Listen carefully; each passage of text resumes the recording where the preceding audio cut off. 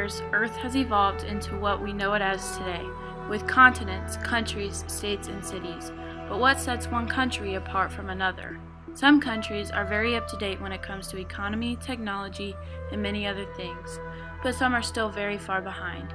What are some of the factors that made Uganda so underdeveloped and France a country that thrives?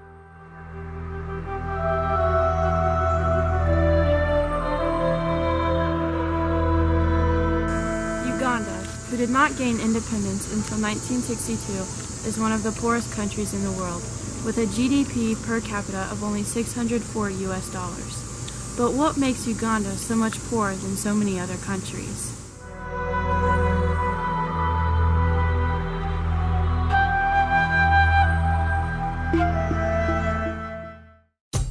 Geography plays a big role in how advanced a country is. The geography of a country affects the plants you can grow, the animals you can raise, the diseases you can catch, and many other major things. The country of Uganda lies directly on the equator, very far from the cradles of civilization.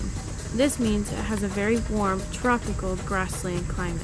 Because of the geography and climate, there were hardly any, if any at all, animals that the people could domesticate and use for food or work. There were also very little plants that they were able to plant, grow, and eat in a reasonable amount of time.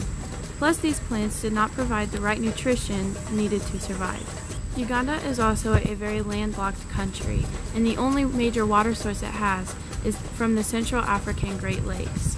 This means that it is one of the last places reached by travelers. Uganda was made up of not only Ugandan people, but many Asians, specifically Indians.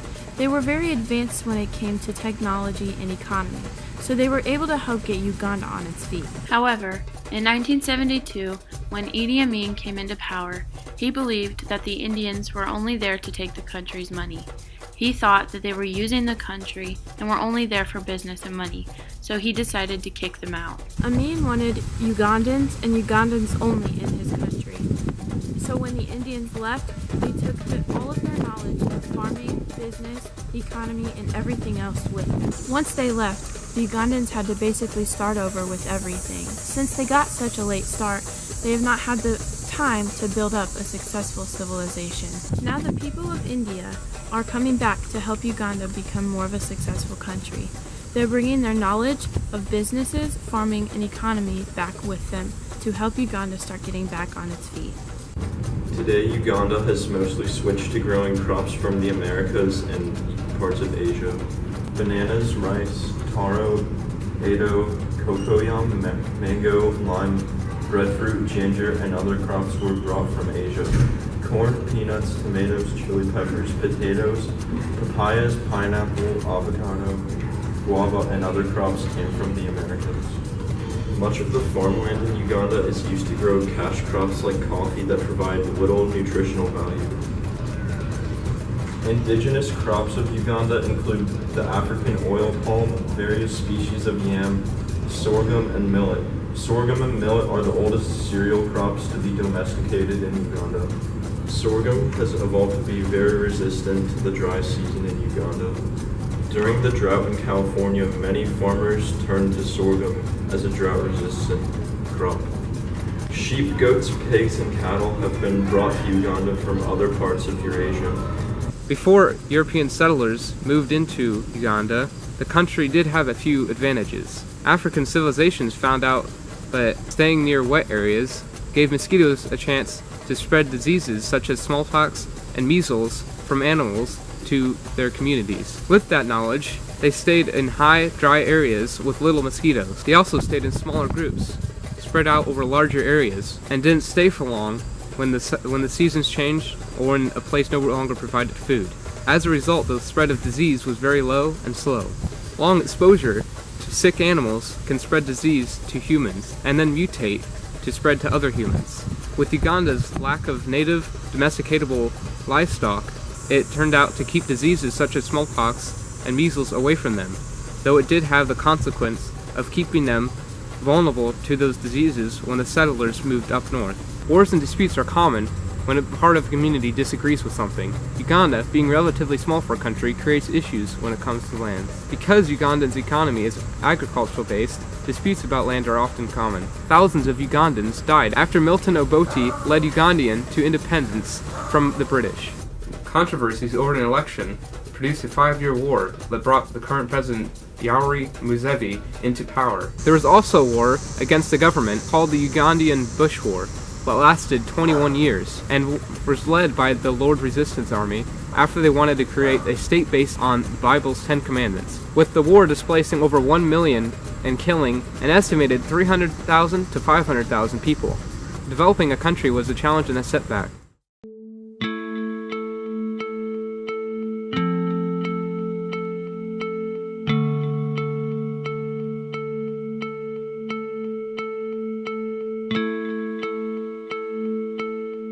Unlike Uganda, France lies within the cradles of civilization, meaning it has a temperate climate.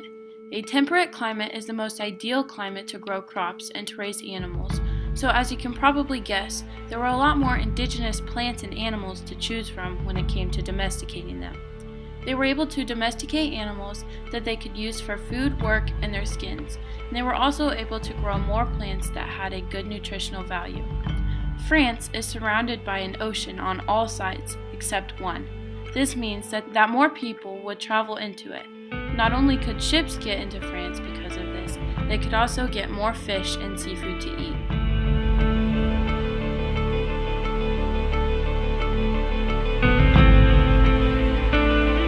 Up until the end of World War I, immigration into France was completely free, so you could come in anytime you wanted.